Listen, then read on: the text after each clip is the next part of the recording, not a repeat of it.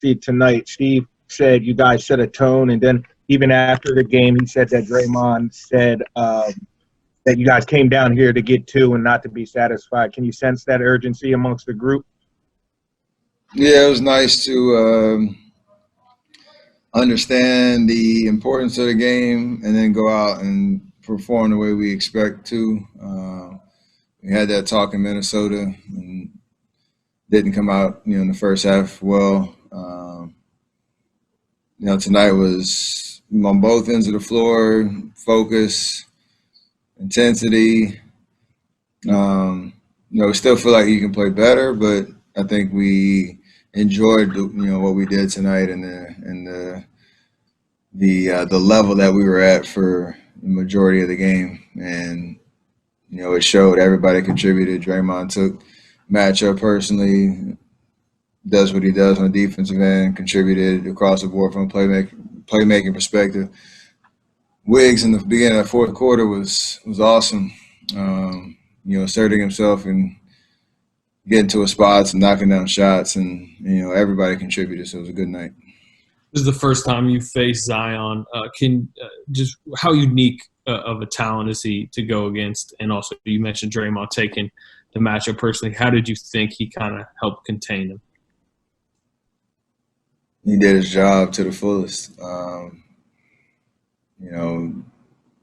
There's not really a way to take everything away from him because he's such a unique, physical guy that does things nobody else can really do physically. And it seems like he's got an endless motor for most of the game.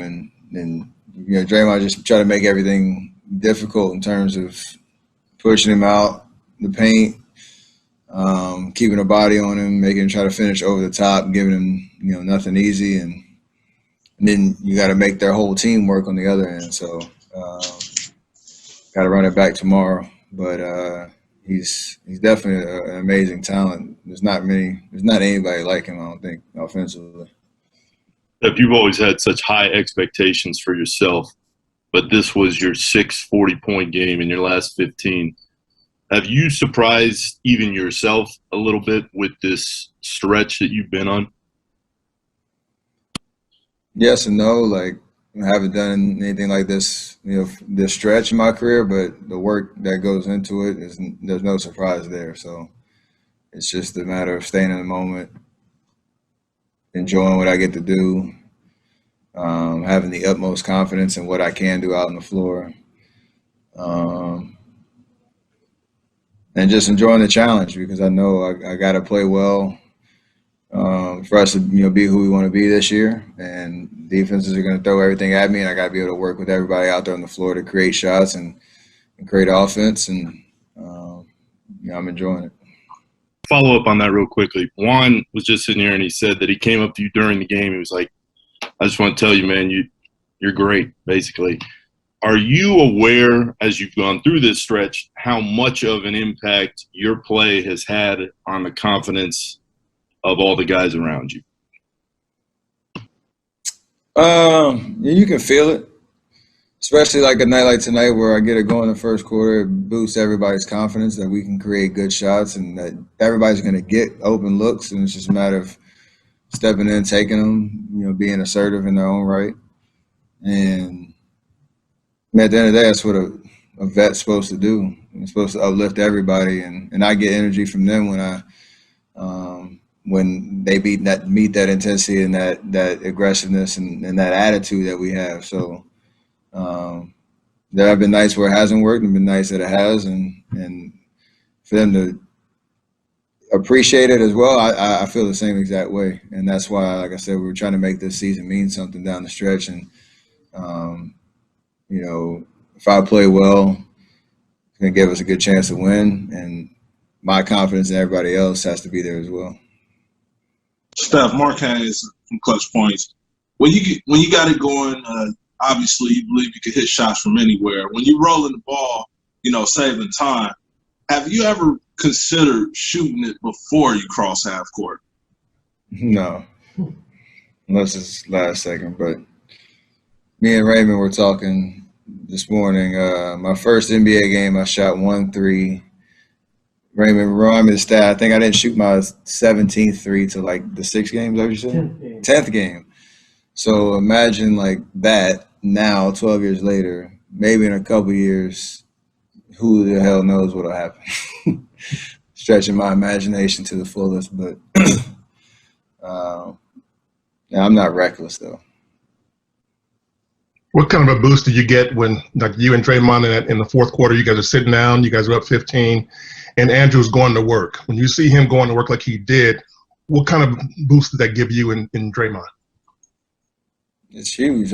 It's a boost for us, but it's a boost for him because he's capable of doing that, and we expect him to do that, to be aggressive, to look for a shot, to be the man out there, you know, especially if he's with the second unit and, you know, he's featured. So he's got that capability. We want that aggressiveness from him. We want that like killer instinct to come out. And you could tell like it wasn't by accident that he was just falling in the shots. He was searching for him. He was looking to take control of those possessions, and he made shots. So that was a good sign and a good thing to see. Because I think he felt the moment. There was a time like those first 3-4 minutes of that fourth, it could go either way. We could seal the deal and keep our cushion, or they could make it a game, and he had something to say about it. How big's tomorrow for you guys? It's my favorite answer. It's the next game. It's the biggest game of the year.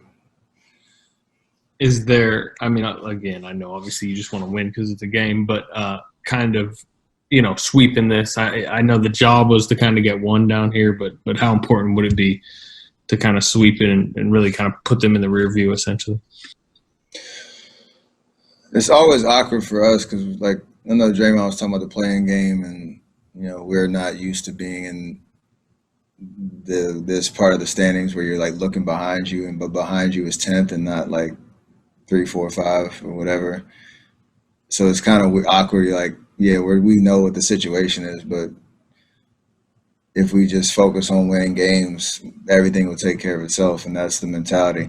We haven't been great about, again, I've talked about it a couple of games ago, we haven't been great about forecasting like the future. So let's just stay here in the present. It's been working for us. Hi, Steph. On a day like today where we were talking about heroes and setting basketball aside a little bit, who are your own real life heroes? Either, I mean, maybe for the society or as a whole, or maybe you do have a real superhero. I mean, I have a lot of influences, positive influences that I look up to. Coaches, my dad, you know, a lot of people that have brought the best out of me throughout my life, and then people that I've met along the way that I never thought I'd meet, like President Obama or Stacey Abrams, or probably, let's see who else I can think of. There's a lot of people that I look up to. There's no superheroes in this, I guess, in terms of like I don't know how to say it. Basically, there's a lot of influence in my life that I really appreciate, and I know that I look up to them. They're role models. They're amazing, inspirational figures I'm not who I am without them. So everybody has those for themselves, and those are mine. Steph, James Hill with BNC Sports. The MVP, you've won it before. It's a conversation that's out there, and you're playing at that level. You make your team better. You guys are winning. And when you think about that conversation, what would you say about that? I mean, I've said it before. I always feel like, I'm that guy, and I have that confidence in myself. I know how that award, how hard it is to win, and how everything kind of has to go your way in a specific year for it to happen. If I'm in that conversation, that means you're playing the way you're supposed to. See what happens, but like there's a lot of obviously great guys that are playing at a high level this year, and it's not really at the forefront of my mind. But we appreciate the fight.